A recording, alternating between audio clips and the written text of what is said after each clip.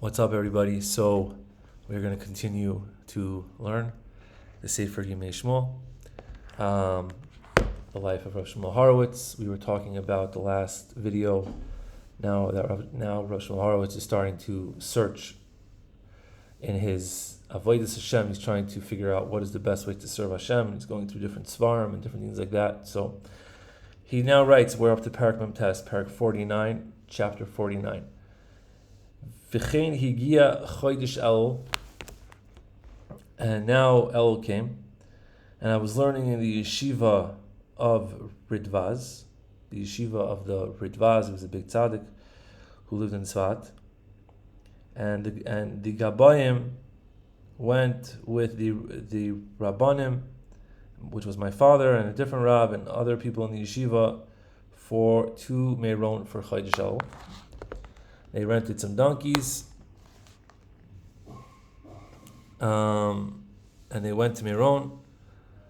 Some of them went on one donkey, some of them walked by foot, whatever. And they went to Meron, and they davened there a lot, and they had a suda, and they also went into the mikvah there, the natural spring called Mayan Megiddo. They went to Tzfat. Right, Rav Shmuel Horowitz always talks about going to Meron. There's always a theme of going to Meron. They always went to Meron to daven. From Tzfat, they would walk there. And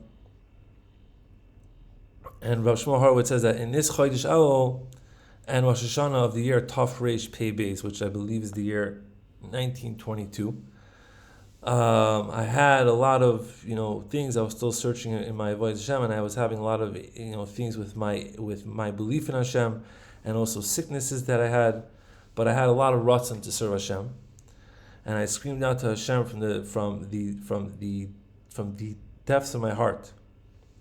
And all this time, and also during the Aseres Yemei Tshuva, which is the days between Rosh Hashanah and Yom Kippur, I had a lot of yearning and ratzon to serve Hashem with all my heart and soul, and I would speak to Hashem, and do like his this kind of, even though he didn't really know what his this was, because he wasn't really close to Rebbe Nachman yet, but he was doing that, and everything and all my strength went into serving Hashem.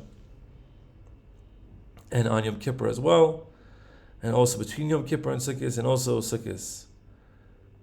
And he says now that on Erev Yom Kippur, close to close to the evening time, my father said that I should go to my uncle Rabbi Avner, that he should bless me. It's a minhag to bless the children on Erev Yontif, on Erev Yom Kippur.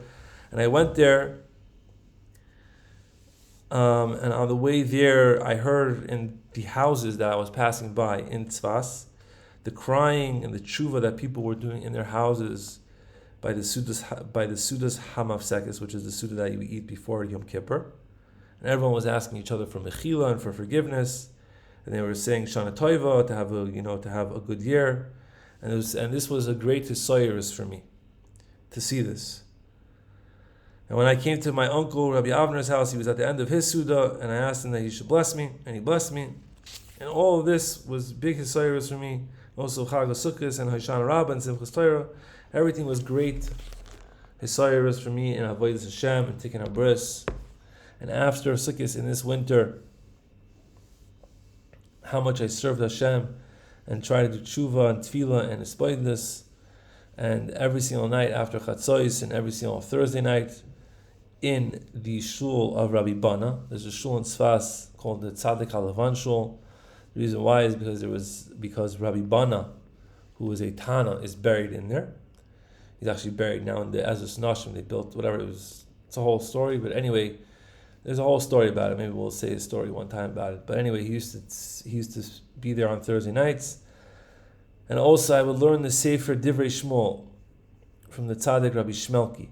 I'm not sure which tzad that is, but that's what he's saying. And everything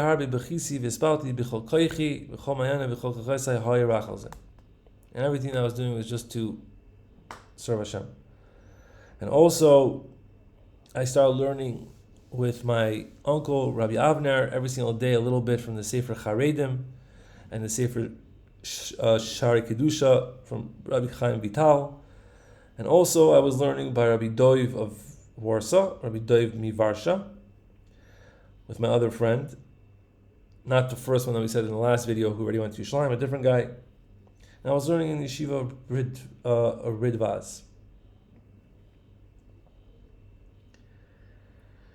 And I think now we're going to finally get to the chapter, Parak Nun, the 50th chapter. I think he's going to start talking about how he found Rebbe Nachman's farm. This whole time I was doing tshuva, and I was looking for MS, and Hashem was helping me and everything. And it's impossible to explain everything that was going through my mind and everything like that. The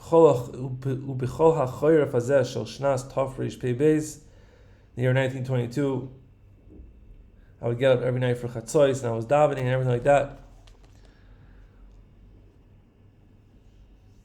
And I was trying my best, and I had a lot of yeridos.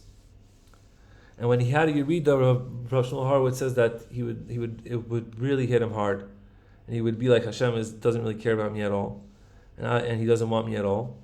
But then I would start again, and then I would have yeridas and aliyahs and everything like that, until Hashem was mamish had rachmanas on me, because at that point he was very close to giving up.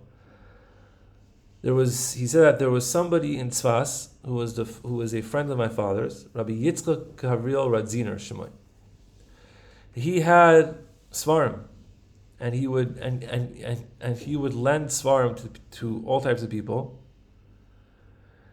And there was 3 types of people that he would lend svarim to. One type was that he would lend you a certain sefer, whatever sefer that you wanted, for as long as you needed, and without any deposit, without any mashkin.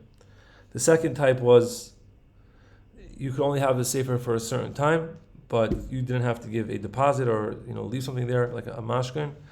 And the third type was that you could only have it for a certain amount of time, and then also with a mashkin. And for me, he said that I'm like from the first group, that I could take whatever I want without any time limits, without any mashkin, and I would always borrow svarim from him. And one time I came to this person, I was looking for this svarim, and I saw a sefer that was a collection of different sayings and writings from different tzaddikim, and it brought in there the mimer from Rebbe Nachman in the Torah, which is Torah Vav in Likutei Moharan, a very, very famous Torah.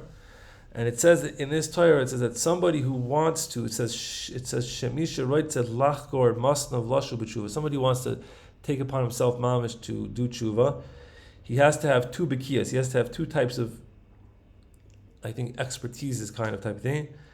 And whatever is going to happen to him, he will not become far from Hashem, because he's going to have these 2 bekiyas. So this is the Torah. It says that you have to be a baki with going, like with serving Hashem, and then also a baki when you have to leave from serving Hashem. Meaning that when you're going up, you have to be a baki in that. You have to be ratzon. You have to have everything. But even when you fall, even when you're returning from Avodah Hashem and going back to whatever, coming down from a high, whatever it is, that you have to know how to do that as well. And if you're not strong in this, then you can't do tshuva. And when Rav Shmuel Horowitz read this, he says, Mamish nasesi bria chadasha. Mamish became a new creature, a new creation. And I had great koyach and hischaskus mizeh, but I still didn't know who Rebbe Nachman was. But this mimer touched me a lot. Also, another time I was looking in the Svarim of Rabbi Yitzchak, from Rabbi Yitzchak Gavriel, the guy with the Svarim, and I saw the Sefer Hishtapchus HaNefesh, which is also a collection of sayings and stuff from Rebbe Nachman. I think it's from the Tepelka Rav who wrote it, who put it together. And I had great wonder from this, because I was looking for all this type of thing, and now I find it. And I had a great cheshek to have this sefer, and I asked him if he could lend it to me, but he didn't want to lend it to me. V'loi ratza b'shum oifen. He said, "This is not for you. You deal with pilpul." That's what I'm saying. He was trying to, people saying, when you try to find Rebbe Nachman, they always try to hide it from you. And I saw that I didn't have a eitzah for this, and I took the sefer anyway. And I put it inside a Sefer Gedoyel of Pilpul, which was the Sefer HaRivash. And then I asked him to lend me the Sefer HaRivash, and he lent it to me. And inside was this Shtapchas HaNefesh, and I was being Isaac in it. So whatever, he had to kind of steal it, not steal it, but take it without permission, because he had to save himself. Ubechol Laila Tza'akti, and I learned the Sefer a lot. Okay, fine.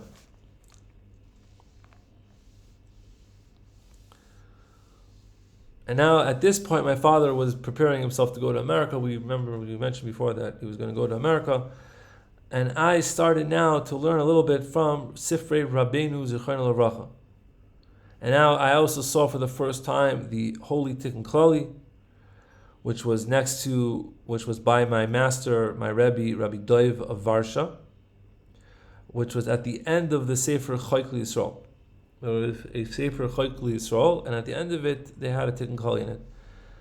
And I was scared that maybe he wouldn't give it to me, and I cut the Tikkun Klali without him knowing. And I said it every single day with his Soyrus Gadol. And he was still, but he had to say it without anybody seeing, because he didn't want people to know, because he didn't know what this was exactly. And then afterwards, one of my friends took the Tikkun Klali from me, and he didn't want to return it to me. And then I had to cut another one. And also the Chacham Sfardi, Rabbi Rafael Antebi, who we learned together every single Thursday night, he also took from me a Tikkun Klali, and he also didn't want to give it back to me. Nowadays, there's like millions of Tikkun Klalis flying around. Back then, it wasn't so pasha, He also didn't want to give it back to me. I had to cut them off from the Choykli Yisraels. And also, I borrowed the Sipuri Maisius Vesichas Aran from Rabbi Doiv of Varsha. And my father saw that I was Isaac in this farm, and he was not against it at all. So the winter was going on. Now this is now going on until Chodesh Kislev, like Chanukah time. And on Yotes Kislev, my father made a Suda for the Baal Tanya that he came out of prison. Right? That's Yad Kislev is a big day in Chabad. I think Rav Shmuel Horowitz came from something of a Chabad family. And then we did Chanukah, and I had great avodas Hashem. And in Chodesh Tevis, my mother gave birth, I think, to another child, and I was in the Beis Knesset Ari. I was saying with Tehillim and I was saying Tehillim with great kavanah that my mother should give birth easily. So my father came and he said that there was a new son, that they had a new son. I have a new brother. Rav Shmuel Horowitz is his brother. And every single week, I also was Isaac in the Sefer Sharvit Hazav, Shemadaber me Inyane Mila. And afterwards, so he was born on Shabbos. Next Shabbos, was the bris, and they called his name Asher Yecheskel. Also, then my father went to Yerushalayim regarding his trip to America, and I was being Isaac in the Sefer Sipur Maisius, Bishar Sifrei Rabbeinu, and also I was able to borrow a Sefer Chaim Ran, and I was able to keep myself alive. Let's do one more chapter, because it's good to do another chapter. So now he says that people from Tzfat, they started seeing me that I was Isaac in the Sifrei of Rebbe Nachman, and they were starting to tell me, don't learn this stuff, and that Chasidei Breslov are Mishugayim, and they're crazy, and they roll themselves off of mountains, and they dance with Magrefa? I don't know what that is, okay? And that the Shpola Zayda was Chaylek. And then they also told me that there was somebody from Tiveria, Shumi Chasidei Breslov, and that the Rav threw him from the yeshiva because of Chasidus Breslov. Could be he's talking about Saba at that point. Rabbi Yisrael Ber Odesser. Haklal She'en L'Shar L'Sapar is called Diburim Rayim. Can't explain to you how all these evil words that was facing me, and all the Divrei Snagdus. And it was great, and then I had a lot of confusion. Because I thought that there was no people in the world who learned these Svarim, and I went in these ways. Right? Because he didn't know there was Breslov Chasidim B'chla. Whatever, you knew that there was a little bit, but so he's like, I had Like, should I be the only one to go against the whole world? Right? But still, I strengthened myself and I still learned Rebbe Nachman Svarim. He says, Rav Shmuel Horowitz says, I said to myself, at the end of the day, I'm feeling from them great chiyus and his soyrus like I never felt in my avodas Hashem. Right? So how could I leave these Svarim? And I screamed to Hashem and I davened to Him that Hashem should always show me the true path and how to act. And I don't want to do anything against Hashem's will. And I was misyashiv b'daiti. Hold on a second. Basically, he was saying that the difference before I was learning this farm and the difference after I was learning Rebbe Nachman's farm was like the difference between day and night. And I made up my mind that whatever is going to be, I will never leave these farm of Rebbe Nachman. But still, a person is only a person, and we're all not on the same madrega all at the same time, right? And still, once in a while, there will be bilbul and there will be confusions that would come to me. Maybe I'm not learning it good. Maybe it's not supposed to be that. Maybe everybody's right, right? And I saw that the only eitzah was, of course, to scream to Hashem. That Hashem should again show me the way of truth. Until Hashem, always really b'chol pam liras as a chilek and Israel. That Hashem, like every time I felt even better learning this farm. So I felt that He felt that was from Hashem. This was thousands of times for many years until that I had these that I had these fakas and what's it called? But I kept on going, and this helped me in my avodas Hashem.